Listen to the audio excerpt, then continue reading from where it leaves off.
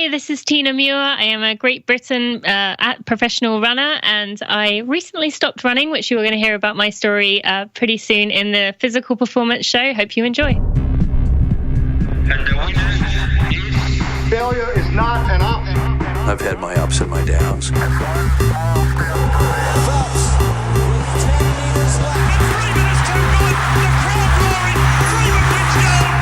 I think it's an absolutely breakthrough experience. Welcome to the Physical Performance Show, the show designed to inspire the pursuit of your physical best performance. I'm your host, Brad Beer. Listen in as we delve into how the world's top physical performers achieve their success, as well as the highs, the lows, and the journey of getting there. Let's get ready, set, let's go.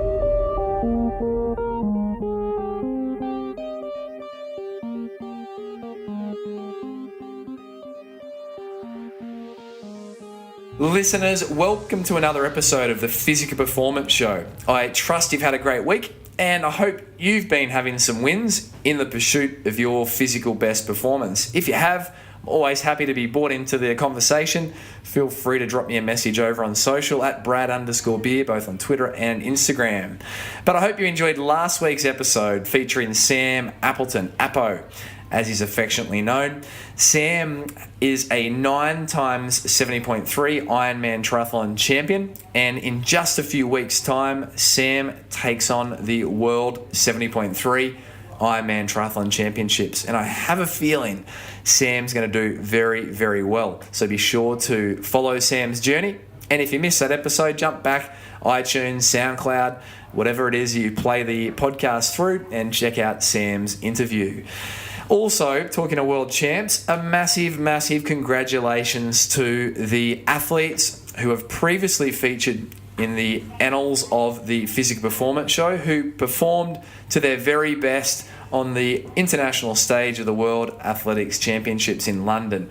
It was an exceptional week or 10 days of racing. I'm sure, like me, you caught a few of the events, and just sensational. But in particular, a big shout out to the athletes that have featured: Elsie Wellings, Jen LeCars, Maddie Heiner, Pat Tiernan, Dane Bird-Smith, Josh Harris, Sinead Diver, Jess Trengove, Nick Willis at his 6th World Championships, and Charlotte Purdue representing Great Britain in the marathon. Guys, you all gave it your absolute best, and for that you can be proud. There was obviously, as per any athletic endeavour or meet, there's highs and lows and disappointments and wins, personal wins, but one thing we all know is that you gave it your heart and soul. So for that, we, the listeners, and myself give you a standing ovation. Well done, guys. And if you did miss any of those listed athletes on previous episodes, listeners of the Physical Performance Show, just simply jump back, have a look through them through the annals or the archives, and you'll hear, no doubt, they touch on their journey towards the World Championships. Today's episode, as always, is lovingly brought to you by POGO Physio. We offer Australia's first fixed-fee, unlimited access physiotherapy programs. We call them finish line programs, and there's 2, 6 and 12-week programs available. They're incredible value. On average, anyone that goes through a program gets more than 33% of greater value than the fee that they ever pay. And we love it because it means that the patients truly get the treatment they need, as opposed to the treatment that they would afford on the typical or traditional session-to-session model. Jump over to pogophysio.com.au and check it out. If you're interstate in Australia, stay tuned. POGO Partners is going through the other states of Australia outside of Queensland in 2018 and coming to a city near you. Today's guest is Tina Muir. Tina Muir and I have known each other via online connections for several years. I first met Tina, listeners, when Tina was the Run to the Top podcast host, and I did an interview with Tina about 2 years ago when the release of You Can Run Pain Free went live. And off the back of that, Tina and I have enjoyed some connections over that time. Tina is a great athlete. She has been a great British representative in the half marathon at the World Half Marathon Championships. has some credible PBs for road running, 16:08 in the 5K, 33:20 in the 10K, 1:13 and a half and 2:36 in the marathon. This year, Tina made the very challenging call to put her professional running career and promising running career leading into the 2020 Olympic Games in Tokyo on hold. And the reason for that is been well documented, it's well publicised. There was international press around this story, particularly in the sporting press. Tina is recovering from amenorrhea, which is the loss of a female menstrual cycle. And in this interview, I think it's going to be really insightful for the physical performance community about this condition, which often doesn't get a lot of publicity or a lot of airtime, and how it can affect female athletes, particularly endurance athletes. So, listeners, I know you're going to get a lot out of this. One request, if there's someone in your world that you think this could speak to, Tina shares very transparently in this episode, please feel free to share it with them. Spread the message. Women don't need to be confused or suffer in silence. So I know Tina's sharing around it is for that purpose, to help others. And so it would mean the world to Tina and certainly to myself if you can share this around appropriately with anyone you think that this can help along the way. So guys, let's jump in with Tina Muir.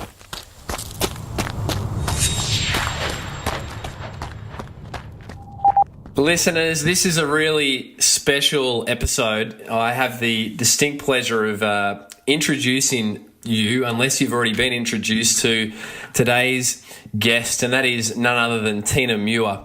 And as per the bio at the top of the show, Tina is both an accomplished runner herself, having represented Great Britain, and also now transitioning into the world of online coaching and support, but also looking forward to becoming a mother to a beautiful child in the coming months in the early part of 2018. So Tina, it's great to catch up and fill in the gaps of what's been a few months between us of non-communication.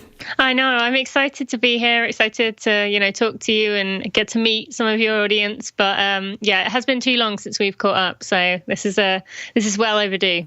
And listeners, Tina and I first connected back when Tina was in charge of the Run to the Top podcast when You Can Run Pain Free was first released, and so Tina and I have really stayed in touch since then, and that's dating back just on probably 2 years. Mm-hmm. So Tina, let's jump straight in with something a little bit fun. And what's one thing that scares Tina Muir?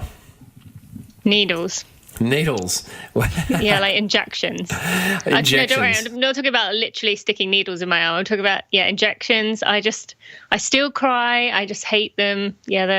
That's always going to be my immediate. But I can give you something a bit more deep if you want something more serious than that. Well, we'll give us something deep for sure. Okay.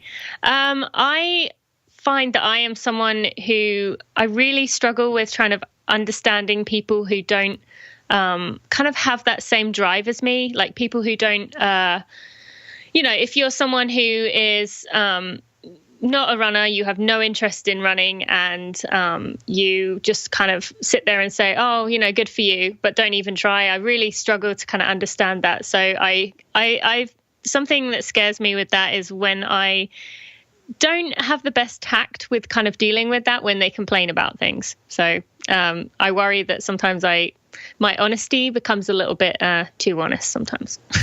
Yeah, isn't it a funny thing? I mean, I have such a appreciation for people saying what they mean, and there's ways it can be said with tact, but I think certainly the further I've gone in life in terms of years, the greater appreciation I have for just hearing the truth, because the truth's the truth. And so there's certainly ways to deliver it, but so you mean that you're a go-getter, Tina. There's no two ways to get around that one. You've done so much in your running world and in your business career.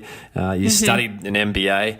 You've done a lot in your relatively young years. So let's go through your genesis story, Tina. How did a young Tina Muir first find a love for running? Well, I always say that I wish I could say that my story was like, I was a 5-year-old kid and I was beating the boys and I was running so well, and everywhere I went, I was just, athletic. But it really wasn't the case. I remember finishing 5th in my 30, I guess it would be even less. It would probably be 15 because it was just girls. 5th out of, I guess, 15 in my class at sprinting. And that was the only thing we did at, primary school. But so I wasn't anything spectacular then. I wasn't really anything spectacular until about year 8 in secondary school. And I don't even remember how I ended up on the team. I hid in the toilets so I didn't have to go do the tryout thing they had for the cross country team. So if that tells you how much I enjoyed running at that time. But somehow I ended up on the cross country team. No memory of that whatsoever. But I just remember being this competitive spirit being awoken in me when I finished 4th in my local town, one of the races we had. And I remember finishing 4th and thinking, first really isn't that far away from 4th. And it kind of got me, I guess that competitive drive woke up in me. And then it wasn't even about enjoying it at that point. It was I wanted to win. And then from there, I think I started to enjoy it as I realized that I was getting better. And, the more, I trained and the better I tried, the faster I got. So it was that kind of reward thing at the beginning, and then realised I actually enjoyed it as well. And this was when you were, Tina, about what years? This is you about as a... 14, 15. Yep. And I mean, that's for a young girl, a fairly impressionable time when girls can, do a whole lot of different activities, socially, recreationally, sporting-wise. Was there anyone that was sort of encouraging you along at that stage to say, at this stage, Tina, you may not be podiuming, but we see some talent and some potential in you? Did you have anyone in your world at that stage? Yeah, I mean, I remember there was one teacher in my school. My school didn't really have, a cross-country teacher or anything. It was just the PE teachers. But I remember there was one PE teacher that said, you really should join a club. You show a lot of potential. And she encouraged me to join a club in the next town over. And I met my former coach, who's still a mentor to me to this day, Brad Plummer. And he just kind of believed in me and really was just so supportive. But at the same time, one thing he did that I think saved me is that although he wanted me to improve and he would, give me the training, he was absolutely adamant that he wasn't going to push me too hard as a kid. So he wouldn't give me too much. I was running maybe 20 miles a week and, doing barely anything, maybe 2 hard things a week, but not really much, because he said, I want you to be able to run the rest of your life. And so I'm so thankful that he was the one I ended up in the hands of rather than someone, you hear of other coaches who just push their athletes so hard at age, 14, 15, and then they get to 18, 19 and they're just done. Absolutely. And were you, you mentioned, the competitive spirit that sort of woke up in you. Where do you think that came from, Tina? Is that just, do you think, DNA for you, or is that born out of trying to fight your way through the pecking order of siblings, or what? Well, there was only me and my sister, and she's not really... I don't know. I mean, I guess we're competitive with each other, but I wouldn't particularly call her a competitive person. And neither my parents are that competitive. My dad, if anyone. But I would say, actually, my grandma, who was actually in Berlin during the war, she's from Germany, escaped out of Germany, fled to England. She was feisty as feisty can be. And I think she was actually the one that kind of made me go after things and gave me that kind of will to win and competitive drive. So I don't know, that's who I believe it comes from, but I guess you never really know whether it's, born in you or whether it's kind of shown to you by someone else. Yeah, I mean, the bloodline, amazing, isn't it? What's in our histories. Tina, fast forwarding or taking, and we'll reverse engineer, but what would you say, I mean, we're skipping a few chapters here, which we'll pick up on, but what would you say, Tina, you've gone on to have a professional running career, and we'll talk more about this, but if you had to pick the one highlight from your running career across all the years up until recently where you publicly announced that you were, pushing pause on it, and we'll talk about that on this episode, what would be the one highlight for you and why of your running achievements? Without a doubt, it would be running for Great Britain in the World Championships. That was something from when I first got that competitiveness, as I mentioned, when I was 14 to, last year, age 28. Would it have been 28? Yeah, must have been 28. I had just dreamed of holding that Great Britain vest in my hand, knowing that I earned it, not saying someone else, it was someone else's that I was holding on to, but like that it was mine. So to earn that and to run for them and to hear people, little kids saying, "Go GB," was just amazing. And so, all the photos of me, I'm just smiling ear to ear, because for me, that moment was just all those hours of hard work paid off. And, and especially as I finished third out of 5 British runners, even though I was called in at the last minute, I just was so proud of myself for making it there and being able to wear that kit. And to put listeners in perspective, that was the 2016 World Half Marathon Championships, and you were a team member with. Great Britain is certainly not shy of running talent. You were a team member with, the legendary Mo Farah, one of our previous guests on the podcast, Charlotte Purdue. Yep. So you're in esteemed company. So could that little girl at 14 have ever imagined, in her heart of hearts, having that experience? It's weird to answer that. No one's specifically asked me it in that way, but I think, without sounding arrogant, yes, because I think it was kind of the point that I wasn't going to stop until I did it. It was going to be, even if I had to do it when I was, 60 years old as a master's in my age group, I was going to have that thing in my hand and I was going to do it. But so I hadn't imagined exactly how it was going to happen, and I didn't even realize how much it would mean to me when it did. Because it's kind of almost like, when you have a time goal for a race, if you get your tunnel vision focused too much on that time goal, that's when you put yourself at risk of it not happening.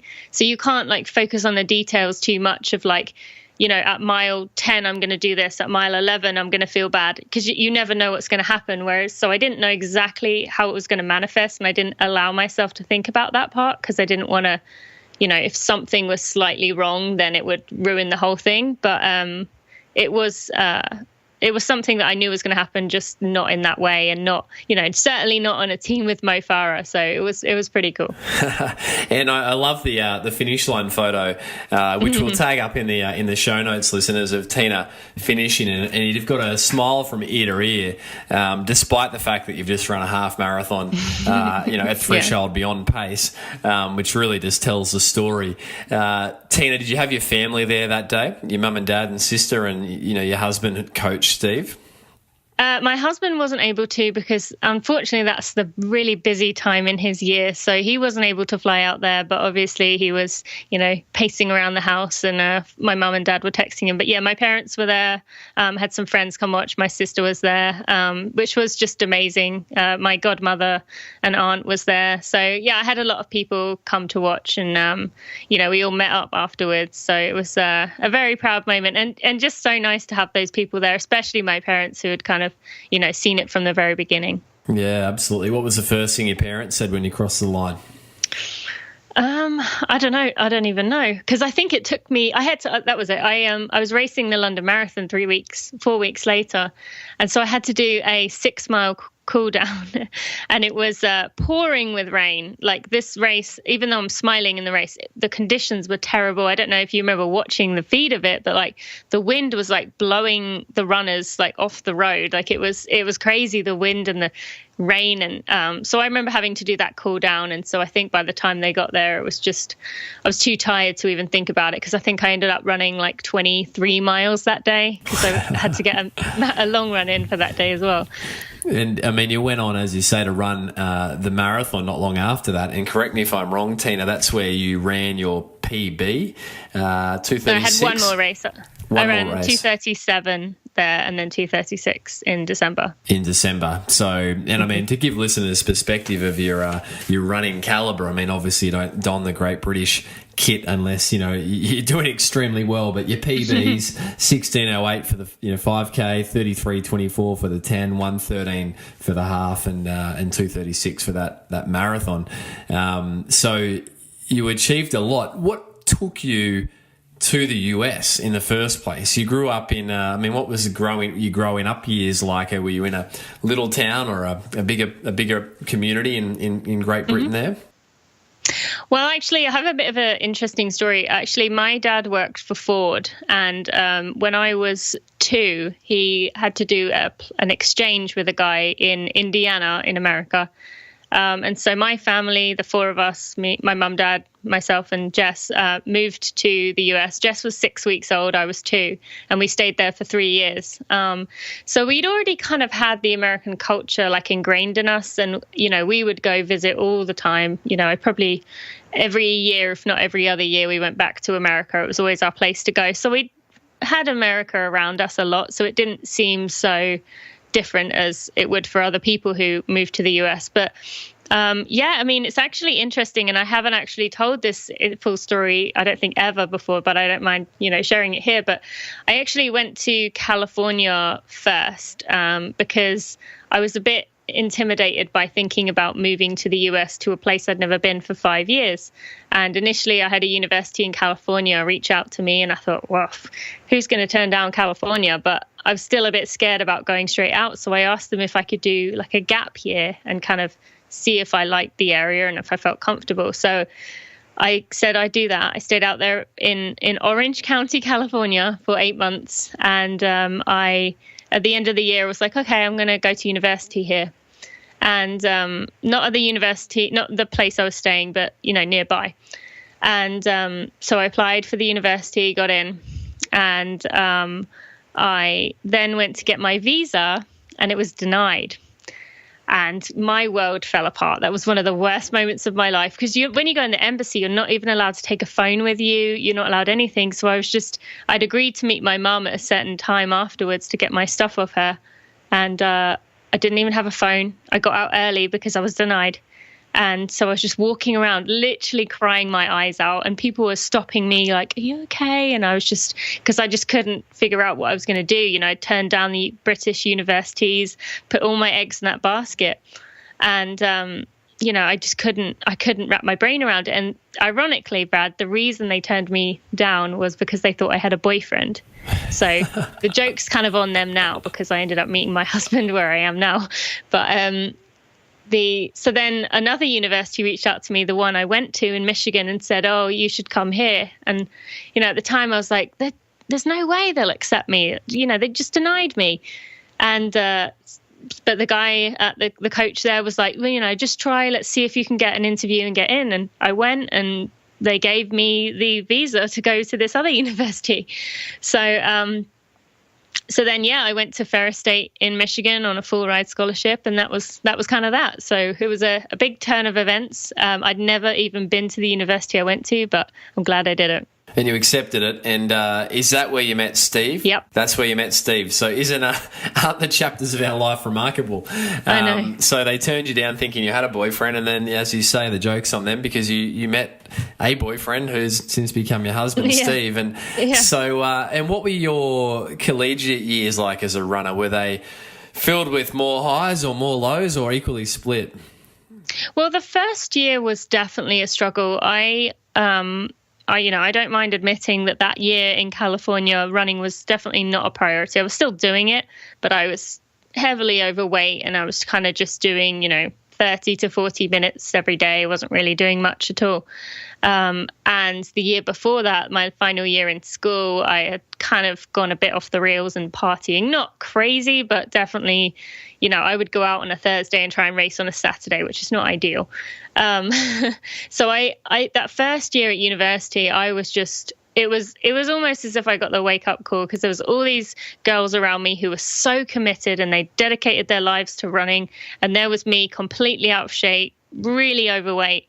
You know, I was not doing great, and just, you know, I came in kind of with this like air of like, I'm the best, thinking that I was still as fit as I was when I was running my best in England, but I wasn't. So it was, but then that kind of, again, awoke that competitiveness of like, I've got to get back to the front. And so it kind of took me that entire year to get my feet back under me and get back in shape. But once that happened, things just kind of continued to improve year after year. I did have my third or fourth year, I can't remember. I had pretty much a string of a year of injuries where I would get an injury and then I'd try and get back too fast and I'd get another one.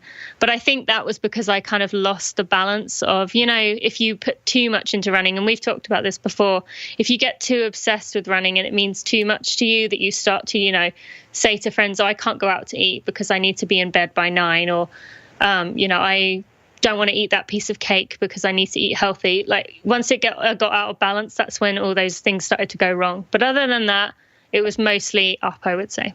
And when you finished your degree, you got a master's degree in MBA there. I believe you finished that in 2012.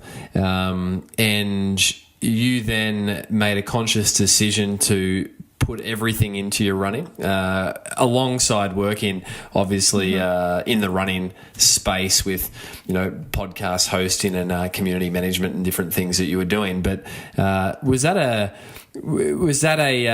always? I'm interested, Tina, in the mindset around these transition points for athletes when, a lot of your peers will go one way in the world and you're kind of going, well, I'm not going to pursue that career at this stage because I'm still pursuing my best in my sport. Was that difficult for you, or was that not a difficult thing to do?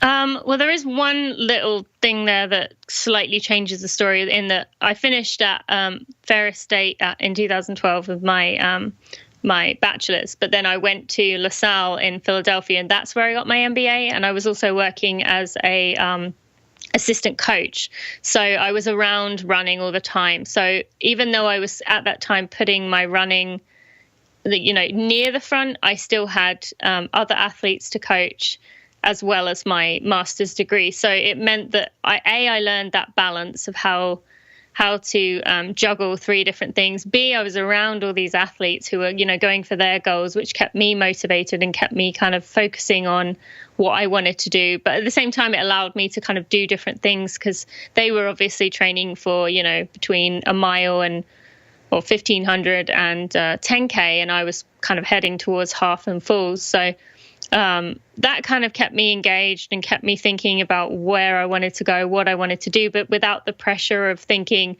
this is all I'm doing. And then in 2014, when I graduated with that, I kind of could take the next step, which was removing one of those, being the schoolwork, and just have the job and the running. So it worked out well, because it kind of was done in stages. So it wasn't such a harsh decision of, is my running going to be my everything or not? Because I just kind of slowly removed parts of my life. It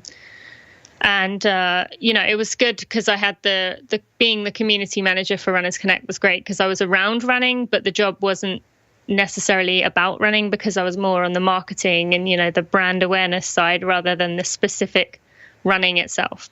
And I mean, with your time, through that, you launched the podcast, which is, you've since transitioned over to, your own podcast, which is obviously doing great, Running for Real. But, you really spent some time interviewing some leading authorities in different aspects of running. And I know so many people have taken a lot out of your work previously there. What would you say, Tina, through that those years leading up to more recent years would be the top 3 learnings, if you had to pick 3 that you learnt through managing a community of runners and also coaching your own athletes? Mm-hmm. Everything I learned from Brad Beer. You too polite.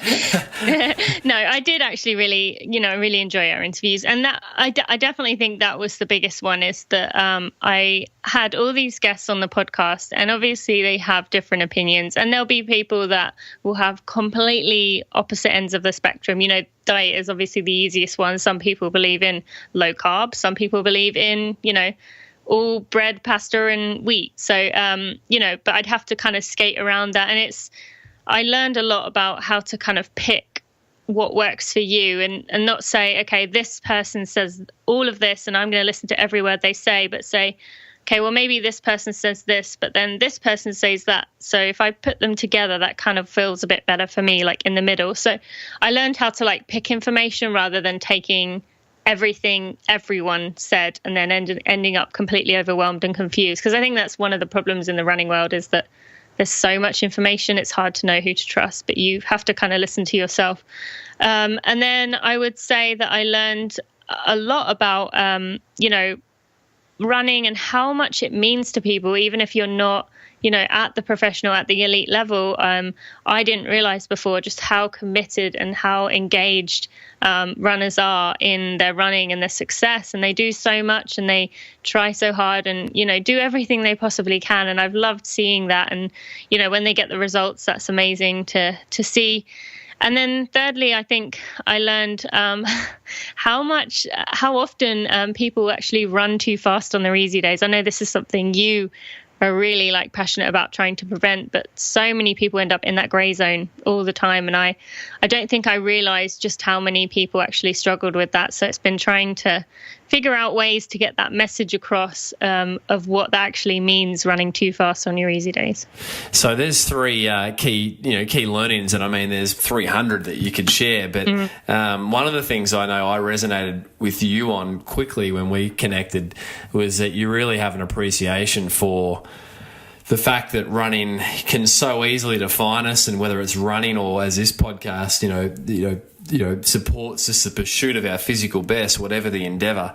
But I love that you really had that appreciation for the fact that so much of it is the psychological wellness of the individual, and then and it's something we want to go into in a moment, but transitioning out of that when that invariably happens, be it due to injury or a decision to follow a different path in life, it's such a hard thing for people to work through. So Tina, I think you've always had that insight, which I certainly have appreciated when we've spoken in the past. Tina, as an athlete, I just want to ask you, I'll take you through a performance round. Obviously, we want to pick up some of what you've been up to in more recent months, but Tina, it's still a performance round. It's a little bit like a threshold session. So I'm going to throw a few questions at you and throw me your best answers back. Tina, of all the sessions you would do in your normal professional running week, what's the one session that you dislike the most? For some reason, I really hated 1.5 miles. I'm not sure what it was about that distance, but Steve loves having 1.5 miles. So that's, for me, that was usually around 8 to 9 minutes, which I just could not wrap my brain around that, because it was, it was too long to kind of go too hard, but then it wasn't long enough to where you could kind of get in a rhythm. So he would have 4 by 1.5 miles. That was definitely my least favorite. With what sort of recovery? About 2 minutes. So it's pain. And your most loved session? I loved the progression runs, just those long runs where we would, I'd start out at easy run pace, and I just every mile would get a little bit faster. And, I've always been very good at listening to my gut and being in tune with my body. So it was always amazing to look up my splits. I wouldn't look at them until the end, but it would literally cut down by 10 seconds every time. It was just incredible to see how you just naturally, if you trust your body, you will naturally get to that stage. So those were always favorite. And Tina, as a brief side note, leading into your PB, say for your marathon at 2:36, what sort of volume were you doing in the weeks leading into that as a professional elite runner? I don't actually know in Ks, but it was because I know you guys measure in Ks, but it was about 90. My highest ever was, believe this, Brad, 99.6, because I asked Steve if I could go out and run that extra 0.4, and he said, why? What's the point? This doesn't mean anything. And then, of course, I started feeling guilty, what if I went out and what if I rolled my ankle? And then just to prove a point. So I ended up leaving it at 99.6. So that was your peak mileage. And obviously, it built up over time.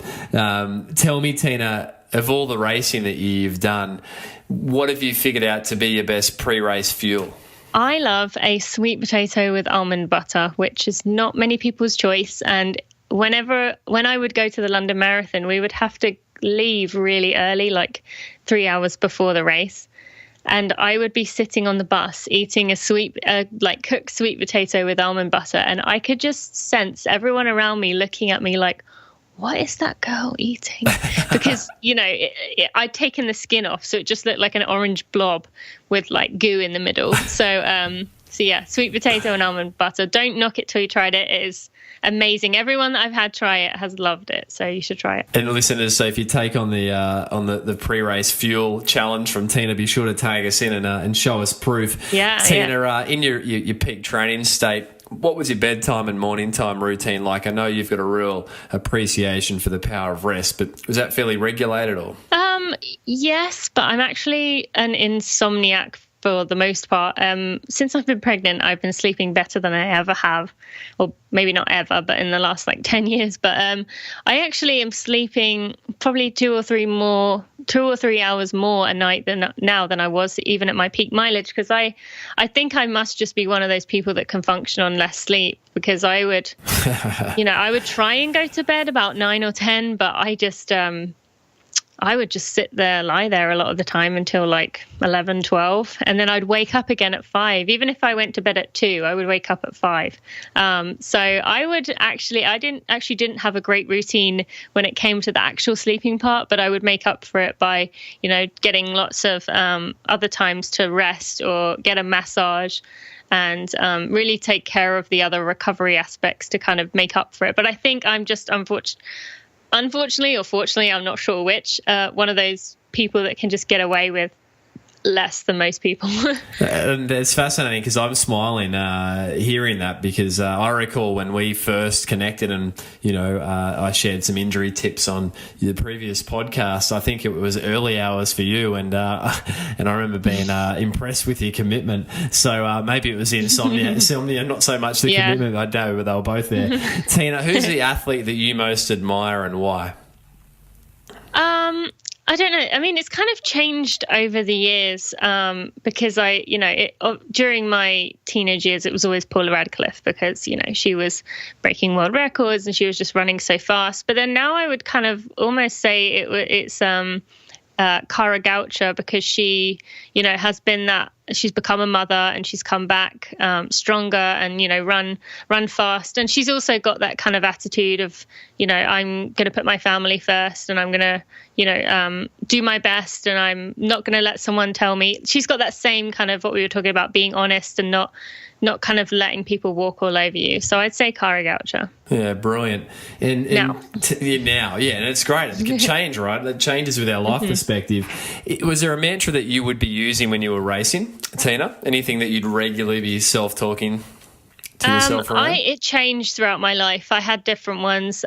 Keep moving forward was one that I used for quite a long time. That's from the Rocky Balboa movie, which is my favorite. And but more recently, it was just be kind to yourself, because I realized that when we're very aggressive towards ourselves and saying, what is wrong with you? Come on, speed up, get on with it. You're useless. Stop slowing down. It's very hard to kind of combat that. Whereas I found if I kind of imagined Steve was alongside me, kind of saying, "You're doing great. Come on, just keep going, just a little bit longer."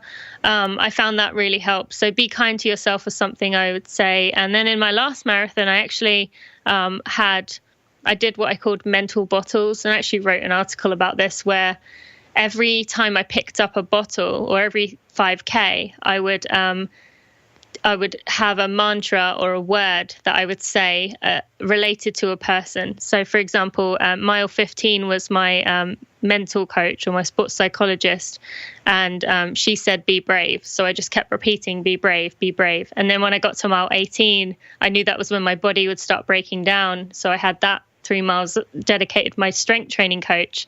So I said, "Drew made me strong. Drew made me strong. Drew made me strong." And I know you follow Drew on Instagram, and so, and then the final one that I took, I had Steve. So it was just kind of saying his name and just thinking about him and all that he'd done. So I like to change it up a lot because I find they kind of get a bit stale.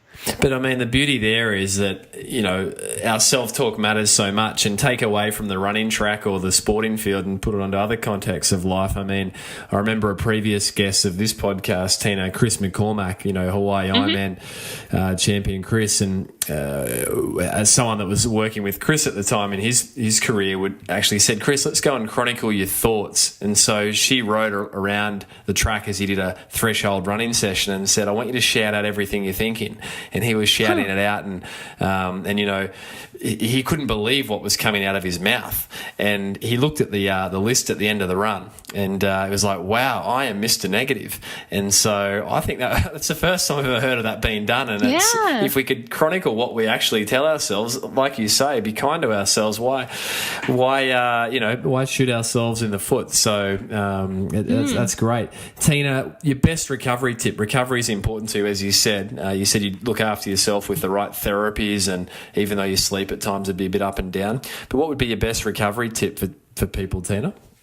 I mean, it has to be nutrition. Eating within that hour mark, getting, protein, carbs and fats in, and just trying to get a lot of those recovery foods. I mean, for me, the eating is the biggest part of it. So I, like to eat the recovery foods as much as I can, like sweet potatoes, sunflower seeds, beets, tart cherry juice, salmon, kind of foods that just kind of give you a bump. So I would try and get as many of those in as I could on a daily basis. Yeah, brilliant. And in terms of your racing style, if you could give it one word, what would it be?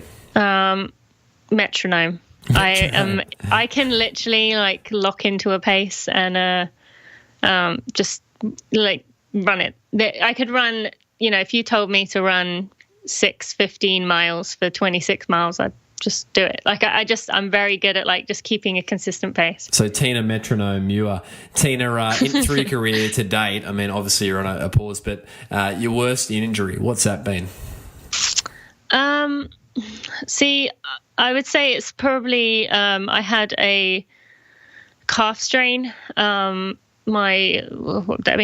year at university, and that was frustrating for me because we lived where the university was. We got a lot of snow, and it was my own fault. And I, the team were racing, and my coach said, "Oh, you're not gonna race this weekend." And I kind of got annoyed, so I went out and did an extra hill session and ended up slipping on some snow and strained my calf. And that took me, I wasn't allowed to run for a month, which isn't, too long in the grand scheme of things, but it just kind of took everything out and was just very frustrating. But the good thing about that is after that, I came back. I was determined to make it to the outdoor national championships, despite only being able to run 6 weeks before the race.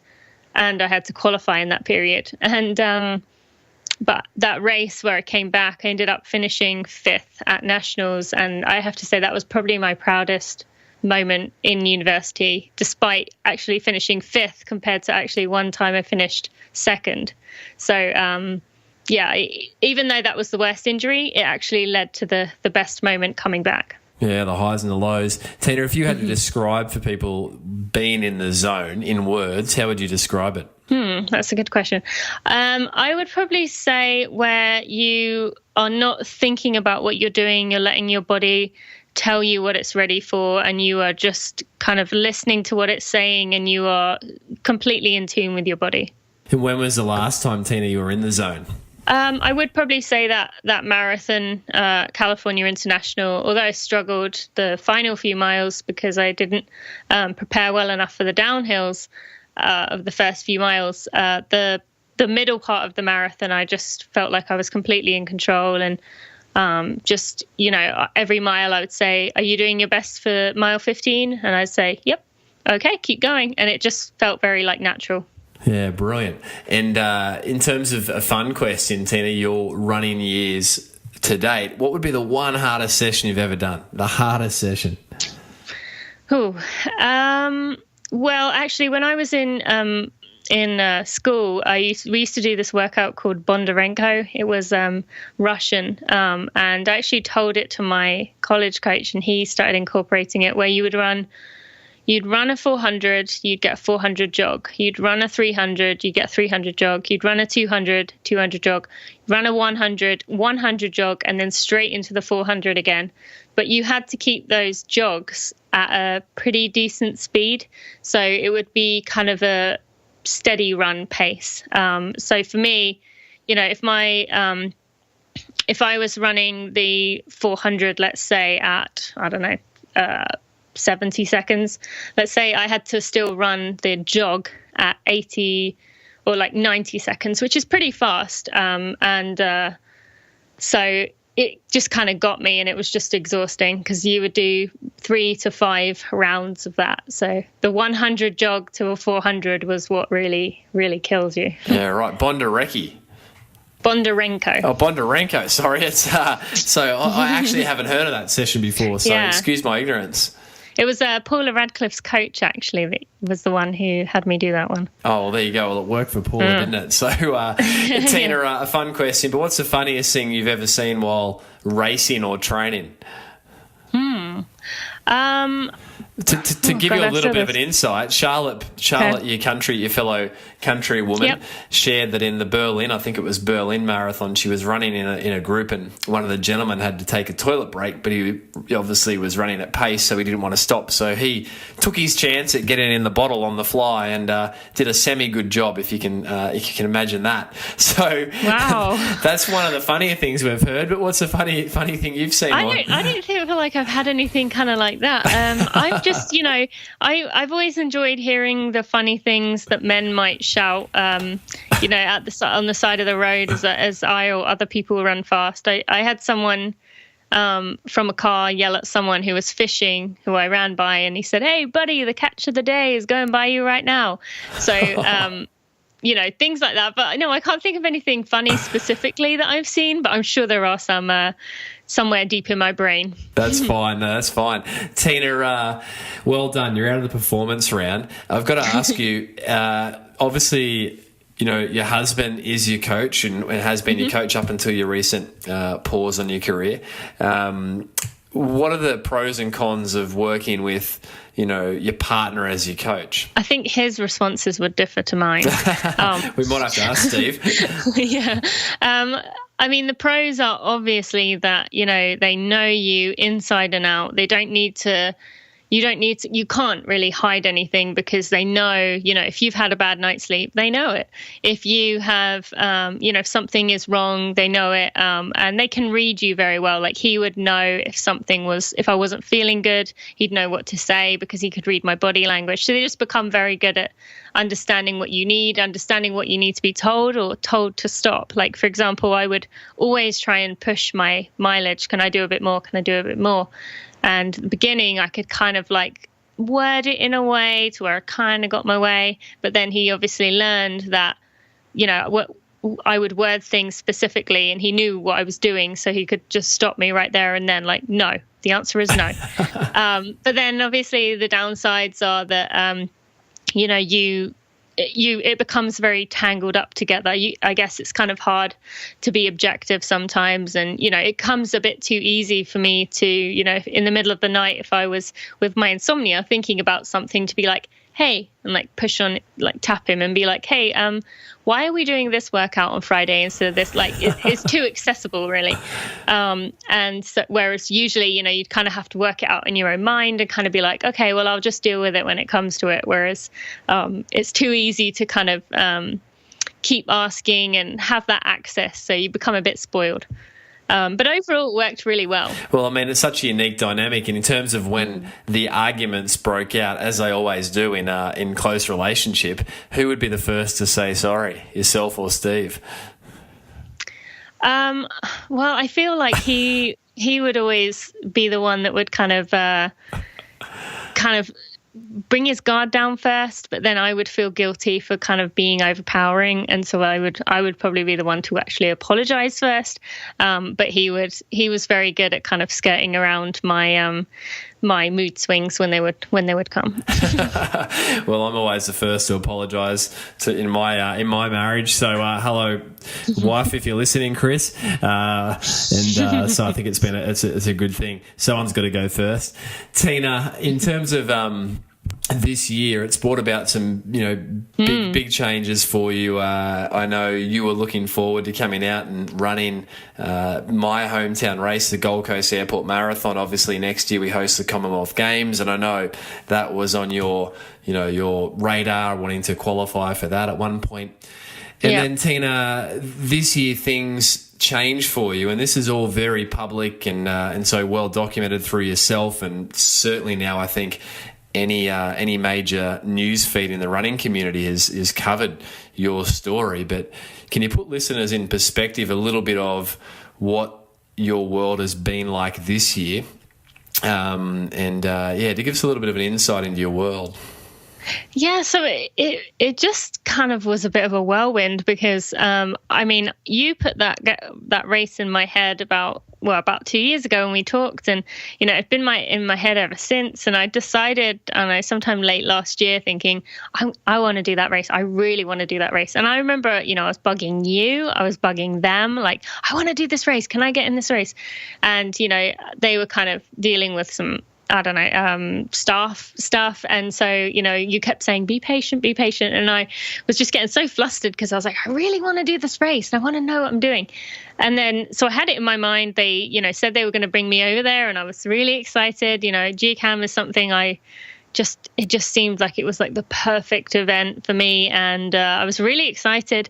But then I just started noticing that in my training, I was just really struggling mentally in a way I hadn't before. And at first I kind of put it down to I've just done a marathon. I'm coming back from a marathon. That's okay. But I noticed that my mindset started to switch. And this happened kind of late last year, where I started noticing that I had a thought in my head of, I don't want to do this anymore. And it would only pop up every now and again. But in the early part of this year, it started to come up more. And then it started to become, in, any training sessions I did, I would think, I don't want to do this anymore. And once you go from, most of the time we're saying, I can't do this. You're struggling, like you were saying about that guy when he was training, you're very negative. I can't do this. This is too hard.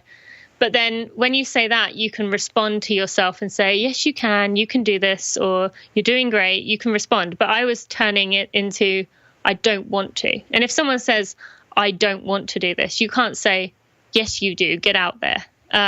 So I just noticed this switch, and then, it just kind of kept building and building. And I just felt this real anxiety in me, like something wasn't right. And, I was trying to get excited about GCAM, but it was too far away to kind of really be in the front of my mind. And then one day I just had this session, and I was told I was on my childhood track, ironically, and they told me to get off because it was a private track. And usually, if you get told to move off somewhere, you just go somewhere else and you'd finish what you're doing. But that day I just started crying, and I just was like, I'm done.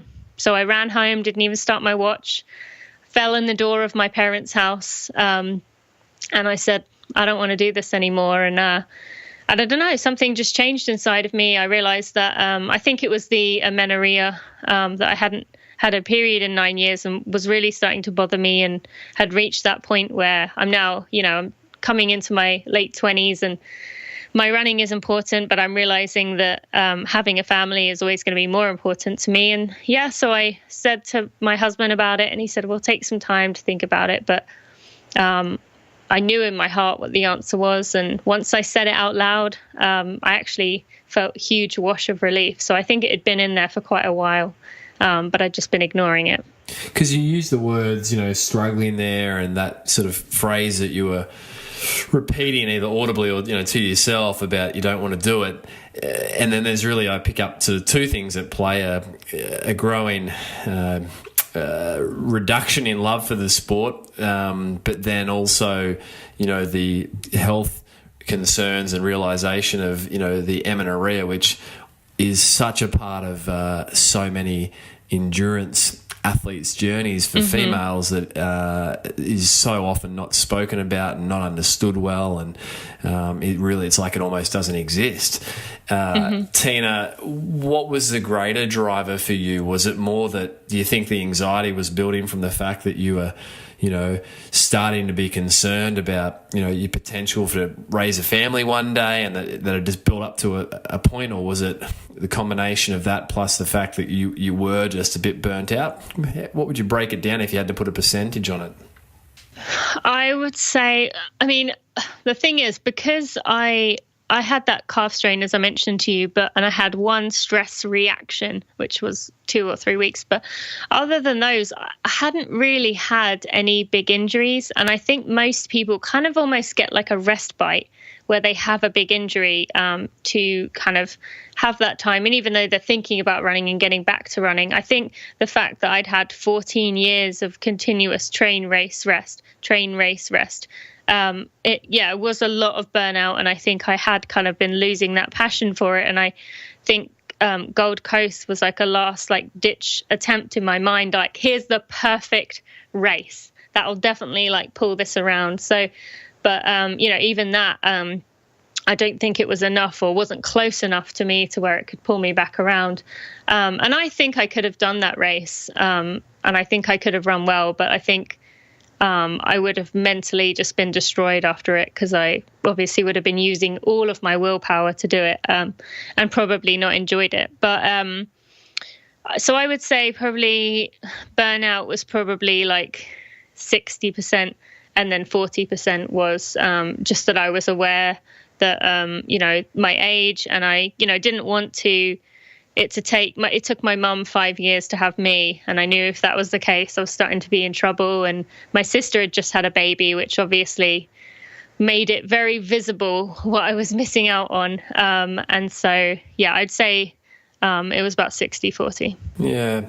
And Tina, had you been sort of consciously, I guess in the early 20s, we all have this sense that fertility is just something that just happens, right? I think you don't really sometimes have that perspective in your early 20s. Oh, yeah, one day I'll start a family. But then as you go through to those later 20s and then your early 30s and beyond, you realise that life and death, I mean, the conception is a miracle every time. Yeah. And you start to get a bit of perspective of people's journeys. You mentioned your mum, 5 years to have you, and I know certainly in our family, we've had a journey and a half with our girls, and it continues. And I think for female athletes, it's something that I've grown in sensitivity to through our family's journey, to then be able to juggle the sporting aspirations, if it's a professional level or even if it's at a recreational level, with the biological clock. And so amenorrhea, for people that may not have a good understanding of it, what do you think are the top things that female athletes need to be aware of in terms of, one, identifying amenorrhea to start with, and two, managing it? Well, I mean, amenorrhea, so, that's having a loss of period or a loss of a cycle. It's difficult because, something as minor, I guess, in life as moving house or not moving house. Maybe if you're a teenager, moving to a new dorm or something. Or, if you have a really stressful month at work, that might be enough to cause your periods to, go away for a month. But it's difficult because, that you just say, okay, I'm just stressed. That's all right. It'll be back.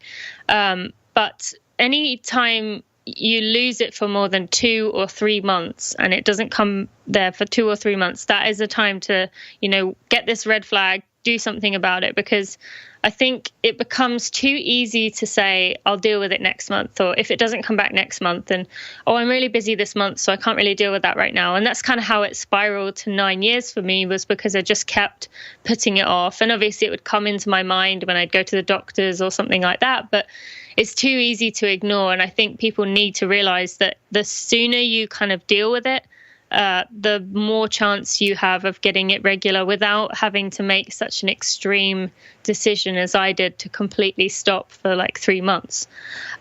So, yeah, I think that's really important. And I think getting help and speaking to someone and kind of not taking no for an answer, continuing to kind of push your doctor or going to seek new people who are going to try and help you and figure out what is the cause of your issues. I mean, in most cases, it's food.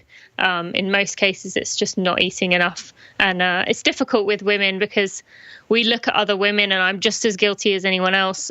We look at other women on the start line and think, well, they're skinnier than me, they're more muscly than me, they're, whatever. And you think, well, how are they getting their period and I'm not? But everyone is different. And, in my case, my body, even though I wasn't particularly thinner than anyone else, for my body, that wasn't the right weight, or there wasn't the right intensity for me to be able to do something. So fat percentages are such a driver, aren't they? Less than 18% and less than 23%, I understand to be some of those critical thresholds. And I mean, if you look at elite women's sport in endurance events, it's almost necessity that the body fat percentage is low. So did you fear that you would never return to a regular cycle after 9 years? Not that it would never come back, because, I'd spoken to enough physicians that told me, it will come back. Like, I went to see an endocrinologist.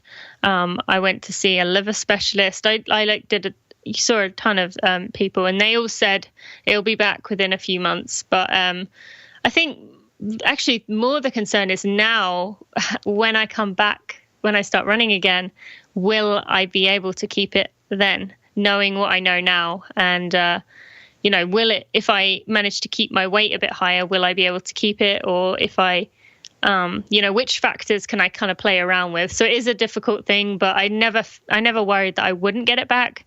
It was just, I did worry for a little while if I'd done any damage, which now I know you don't actually do any long-term damage to your fertility, which, me being the prime example of this, if you do have it missing for a long time, it doesn't mean you are less at risk for, fertility, or more at risk for fertility issues. You are. Certainly. And so for female athletes, Tina, in terms of knowing about it, obviously that's one thing, but managing it, you'd say just get good advice. And you've got a great wealth of information on your Running for Real blog, and so we'll link that up for listeners too if you want to jump over, and we'll link up the right link where you can read some of Tina's great information around this. But what would be the key things to do in terms of getting the right help?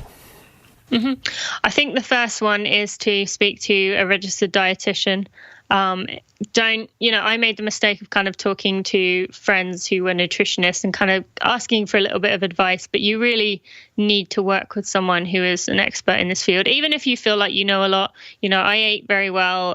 Every nutritionist I spoke to kind of said, for you, you're eating enough, you're doing enough, you're eating the right foods. But the dietitian was the one that actually ended up breaking it down, giving specific recommendations and then checking in again. So I'd say that initially, because food is the easiest fix, and it also means that you won't have to give up the running. If you can figure it out, or you don't have to, back off anything else. If you can figure out the food and get it to come back with food alone, then that's always going to be the easiest and the best way to do it. And then I would just, I'm happy for people to kind of, like you said, I've got stuff on my blog and I'm trying to help people as much as I can. I'm going to start doing consulting for people who are going through this if it is kind of scary and they want someone to kind of talk to about it.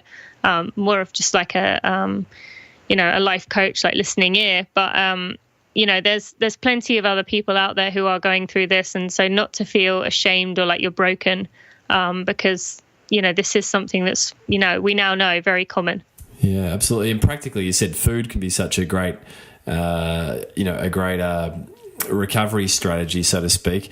Or practically just, in terms of food, can you break that down a little bit more, Tina? Yeah, I think the biggest one is fats. There was this whole thing about 10 years ago, where everything was got to be low fat and people were trying to cut fat out, remove oils and all that.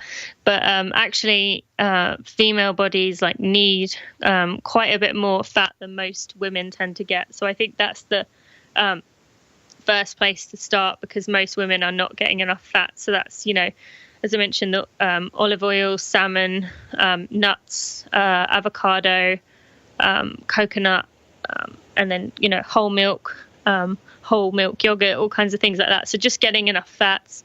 And then for me, it was actually, I think, carbs. I wasn't eating enough, carbs for what I was doing. But overall, it's just that typical balanced diet. But it's just the amount. You probably aren't eating as much as your body is burning. So we tend to think that we're constantly eating, and we think that we're eating enough because we're always eating, but actually it's probably still not enough for your body, which is what I kind of learned. And Tina, you mentioned that, there's this sometimes fear of talking about it and feeling like you're broken, and some, sense of shame for some women. You referenced that in your blog, which, took off and went viral. You outlined that, you were concerned about sharing this perception of eating disorders and a whole bunch of things in that blog post. Can you give listeners a bit of perspective on what happened once you released that blog post? It was truly, from me looking on in, astonishing. I know Runner's World, it just went.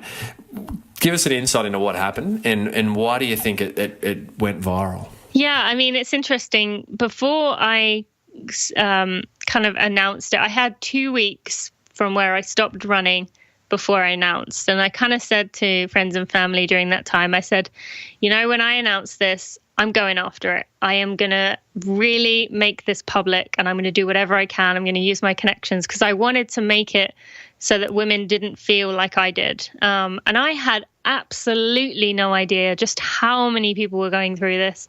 So at the time, I was kind of thinking that, it would get out there and I'd have a few, maybe a few more people reading my blog about it to learn more and say, yeah, I'm going through that too. But it was thousands of people. I probably had 5,000-6,000 people reach out to me total, and that's just the people that have reached out. There's probably even more, double it maybe, that have read it and kind of thought, oh yeah, that's me, but not said anything. But yeah, so it got picked up by Runner's World did the original story, Women's Health, Self Magazine, ESPN. And then People magazine picked it up, and that just took it to a whole new level. So People is it's just a gossip magazine in the US, but it's obviously definitely something that people read and people see, and so kind of was interesting that they picked it up, and then they did 2 updates on it, so they kind of continued to follow. And I think it was just because it was something that no one really realized just how common it was, and the fact that an elite runner was willing to take such a drastic move to, kind of change it was really what got the attention of others to show that, this is something really serious if a professional runner is prepared to give up what they do.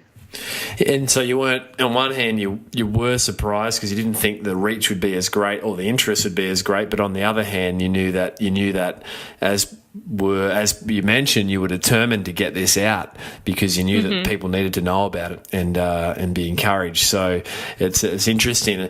I mean, Tina, you've got some great news that you publicly announced not too long ago, and that's that you're currently pregnant. And listening in, researching for our time today on this episode, I was tuning in on one of your episodes on your podcast, Running for Real, and the episode where you announced that you're pregnant. And it really is miraculous. I believe your first cycle, the first egg your body had released for 9 years, has gone on to be a beautiful conception. So what a great story. Yeah, and I think it's kind of the ultimate proof that, not having a period doesn't damage your fertility.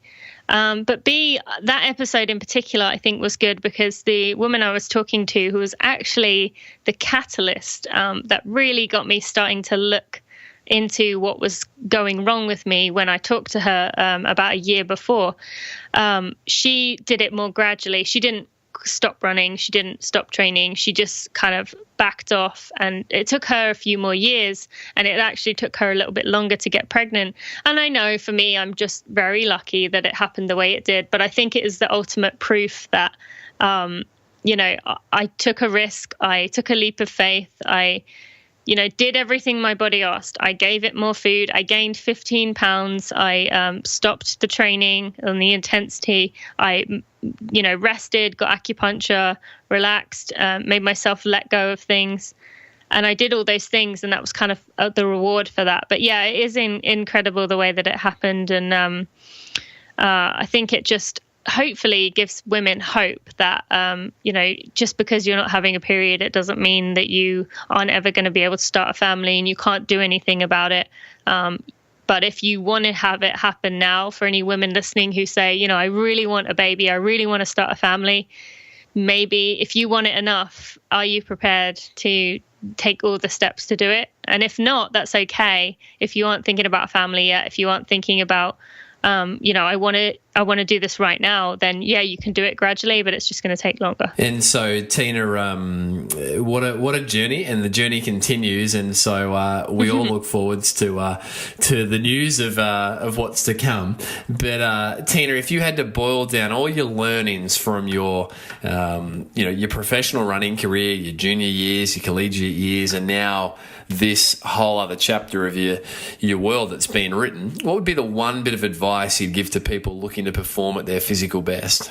Listen to your body. Your body has all the answers to everything. We've become so used to, our GPS watches, heart rate monitors, and all these like outside factors telling us, pace particularly, telling us what we should be running. But instead, if you listen to what your body is telling you, you will run your best, because you're going to try your hardest, and if you try your hardest, the result will come. That's great advice. I mean, trying to outsmart the smartest computer of them all, right? It's it's quite funny when you think of it in that way. Some little device on our wrist trying to outsmart the human body. I mean, come on, that doesn't work. That's no. David versus Goliath stuff. So that's great advice, Tina. Listening to your body as you put your pause, and you put a complete and utter stop pause on your running. And I love your gallery where you shared around some of your eating choices, and you were delighting in pancakes and you were having great desserts. And was your body screaming out at you both emotionally and physically at that point, like, I need to run? How did you deal with that lack of serotonin and dopamine from your daily running activity? Yeah, I don't know, actually. Like, people kept saying to me, like, well, don't you miss it? And I was like, actually, I don't miss it that much. And I think it was because I had just had so many years of that same thing that I was enjoying a little bit of a change in life. And I think I was burned out just in general from my life. Like, I just got back from a trip home where my sister had a newborn and she was really struggling with breastfeeding. And so I was, staying with my sister and looking after her and kind of being there for her. And when her husband was working. And that was a very emotional trip. And I'd had all this stuff kind of going on in the months prior. And so I think I was just kind of emotionally burned out. So it gave me that kind of... But then I was loving the fact that I could straighten my hair and have it straight for 2 days, or put on a dress and, go out and kind of feel like more of a woman. And so I think it was just, I did still do the strength training, and that I think that twice a week with Drew. And I think that gave me the satisfaction of knowing that I was doing something. And also that was nice because I was starting to see gains and improvements, whereas before I think I was so exhausted when I was doing my strength training, it was just kind of a get through it. So it was nice to actually see improvements and feel like I was actually getting stronger in a different way. And so I don't know, I still can't figure out I had a few people criticize me online saying, how can someone who's claimed they love running so much just give it up and not even miss it? But for that period, I didn't. I did towards the end, and now I have started running, just 3 to 5 miles, 3 to 4 times a week. And it's nice to actually enjoy it again. And I think I do enjoy it because I did have that time where I completely just disconnected from it, and it gave me the time to miss it. Yeah, fascinating, isn't it? And it's, and now you're out there still running and enjoying it. And Tina, in terms of a physical challenge for the week, every guest on the Physical Performance Show needs to issue a physical challenge. What's Tina Muir's going to be for listeners of this program? Okay, because this is something that my strength coach and I have been working on, we've recently created a strength training program where people can get individual. We will create a strength training program for you based on your weaknesses and strengths individually. And one thing that we've been talking about a lot is the posture thing, and how people are, we're always leaning forward, looking down. So I would say to people, when you are going about your day-to-day life, make sure that your head is pulled back, and imagine you are sitting in your car, or you can actually do it, and pushing your head back to the headrest. Your head should be touching the headrest, chin down at all times. So every time you're in your car, push your head back and make sure it stays on the headrest.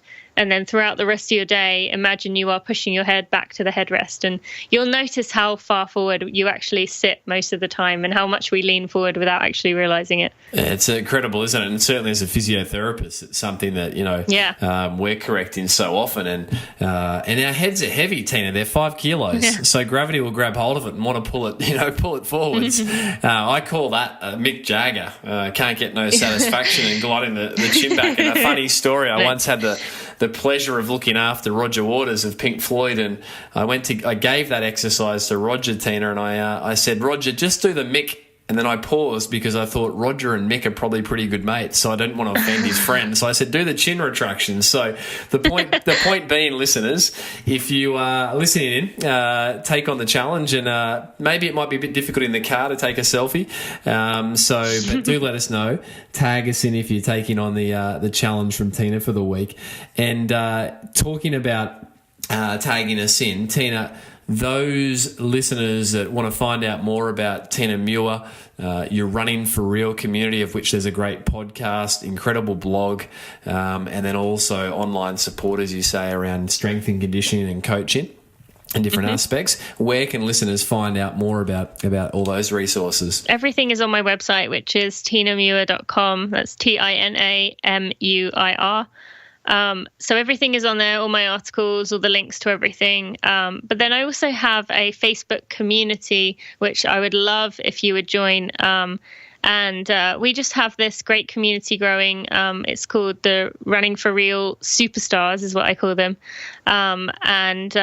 Unfortunately, Facebook makes it kind of complicated with the way they do groups, but you can put links in the show notes. But I think if you search for Superstars, Running for Real Superstars, it should come up.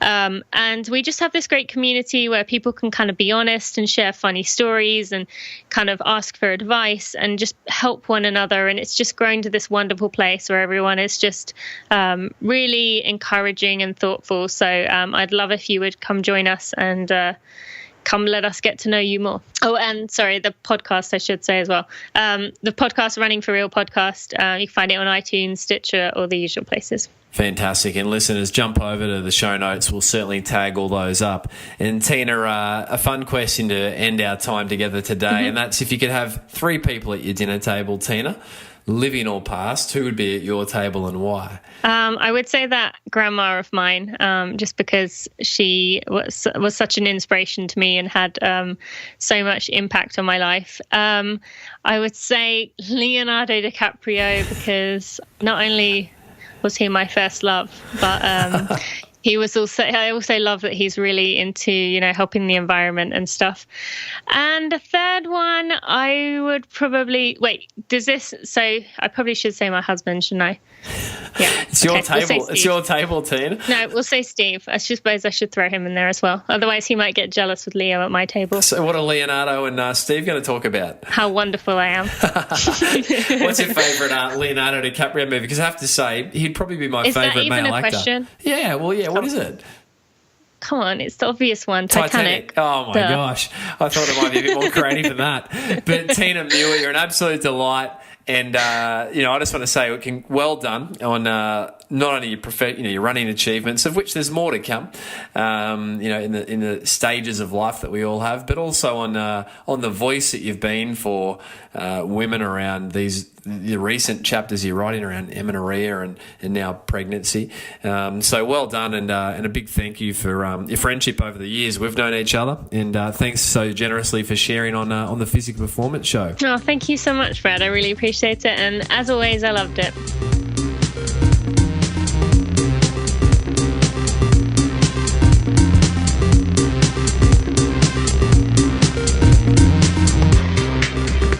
Listeners, there you have it. Another episode of the Physical Performance Show, episode 71, featuring Tina Muir.